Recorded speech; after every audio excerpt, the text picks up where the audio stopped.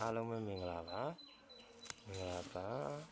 မနေ့ကတလင်းလာနေ့ကအမျိုးတွေတလင်းလာနေ့ညနေဈေးမှာကျွန်တော်ပေးတဲ့ main ကွက်လေးနဲ့အောင်ခဲ့မယ်လို့ထင်ပါတယ်ကျွန်တော်ဗီဒီယိုလေးကိုဆုံးအောင်လည်းကြည့်ရှုပေးပါလို့ကျွန်တော်မေတ္တာရပ်ခံပါတယ်ဗီဒီယိုလေးကိုဆုံးအောင်တရားကြည့်ပေးပါကျွန်တော်ဒီ channel လေးကနေပြီးတော့မှနေ့တိုက်လေးတွေနေ့တိုင်းကျွန်တော်တင်ပေးသွားမှာပါနေ့တိုက်ဝမ်းချင်းလေးတွေ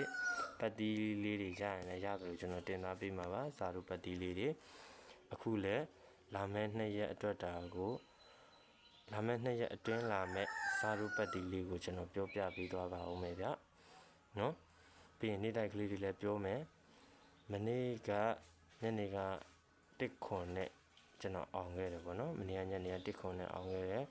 ကျွန်တော်ဗီဒီယိုလေးကိုကြည့်ရှုပြီးရင်လည်းကျွန်တော်ကစေတနာအဖြစ်နဲ့အမျိုးတို့ကိုပြန်ပြီးတော့မျှဝေပေးတာကူညီပေးတာအမျိုးတို့ပါလည်းအမျိုးတို့ပဲရမှာအဲ့တော့အမျိုးတို့ဘက်ကနေပြီးတော့ကျွန်တော်ကိုပြန်ပြီးတော့ကူညီပေးစေချင်တာကကျွန်တော်နေ့တိုင်းတင်တဲ့နေ့တိုက်ကလေးတွေကိုကြည့်ချင်တယ်ဆိုရင်လည်း subscribe လေးနှိပ်ခဲ့ပေးပါပြီးလို့ရှိရင်ခေါင်းလောင်းလေးနှိပ်ပါ like and share လေးလုပ်ပေးပါလက်မလေးတွေနှိပ်ပေးပါလို့ကျွန်တော်မေတ္တာရပ်ခံပါတယ်ကျွန်တော်ဗီဒီယိုလေးကိုနှစ်သက်တယ်ကြိုက်နှစ်သက်တယ်ဆိုမှ YouTube မှာကျွန်တော်အတင်းမထိုးခိုင်းပါဘူး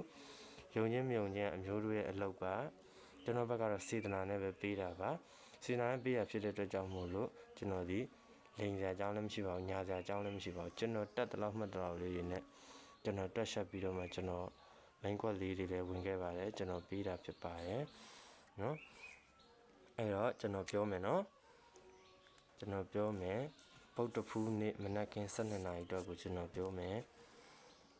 1 chain လေးကိုကျွန်တော်ပြောပြမယ်1 chain ကတော့6လျှောက်1 chain ဖြစ်ပါတယ်ဗျနော်6လျှောက်1 chain မှာ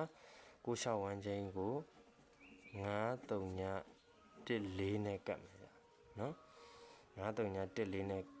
sorry 9 3 ည12နဲ့ကတ်မယ်ဗျနော်9 3 ည12နဲ့ကတ်မယ်9နဲ့ပတ်သက်ရင်9 5 90 91 92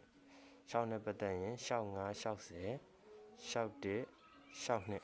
ဖြစ်ပါတယ်ဗျနော်6နဲ့ပတ်သက်ရင် main ကွက်လေးကတော့65ဖြစ်ပါတယ်9နဲ့ပတ်သက်ရင် main ကွက်လေးကတော့93ညဖြစ်ပါတယ်ဗျနော်ကျွန်တော်အကြိုက်ဆုံးတစ်လုံးကပြောပြပါမယ်ကျွန်တော်အကြိုက်ဆုံးတစ်လုံးကတော့9ဖြစ်ပါတယ်ဗျနော်ကျွန်တော်ကြိုက်ဆုံးတစ်လုံးကတော့9ပါ9လျှောက်ပတ်တီ9လျှောက်1 chain မှာလာမယ့်2ရက်အတွင်းလာမယ့်ပတ်တီဇာတုပတ်တီလေးကတော့4ဖြစ်ပါတယ်ဗျနော်4ပါလာမယ့်ဇာတုပတ်တီလေးက4ပါအားလုံးပဲအောင်ကြပါစေပေါက်ကြပါစေကံကောင်း